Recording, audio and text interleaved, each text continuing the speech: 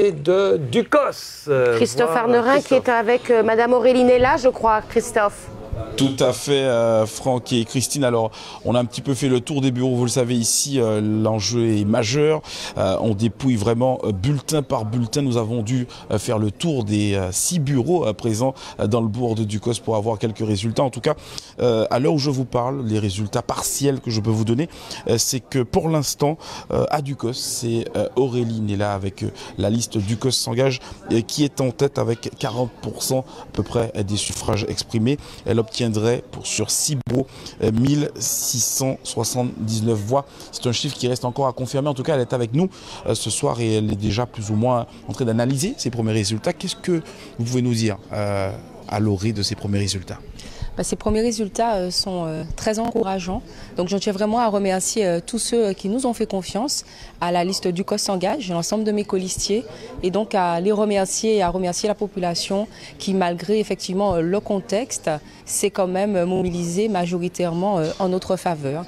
Donc c'est des chiffres qui sont quand même pour l'instant partiels et on attend surtout les résultats finaux. Alors, partiellement encourageant, est-ce que sur certains bureaux, certains quartiers, vous aviez l'œil plus ou moins attentif?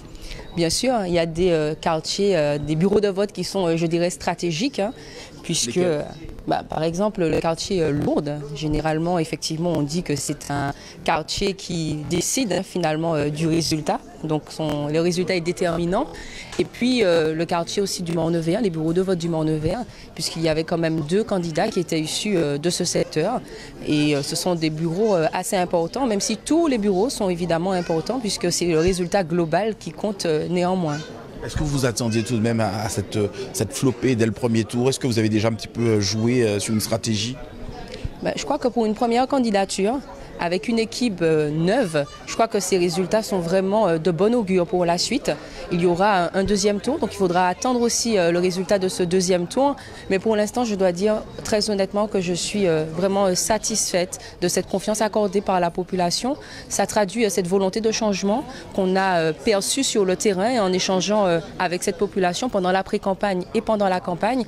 Donc j'espère surtout que le résultat du deuxième tour sera concluant et qu'on restera sur cette même dynamique. Merci Aurélie Nella. On rappelle qu'elle était sur cette liste Ducos s'engage où on attend encore d'autres résultats. Je vous rappelle que nous avons des résultats partiels sur 6 bureaux. Il y en a 11 dans la commune et 1377 inscrits notamment dans cette commune. On se retrouve dans quelques minutes afin de faire le point avec d'autres candidats notamment sur ces résultats partiels ici à Ducos.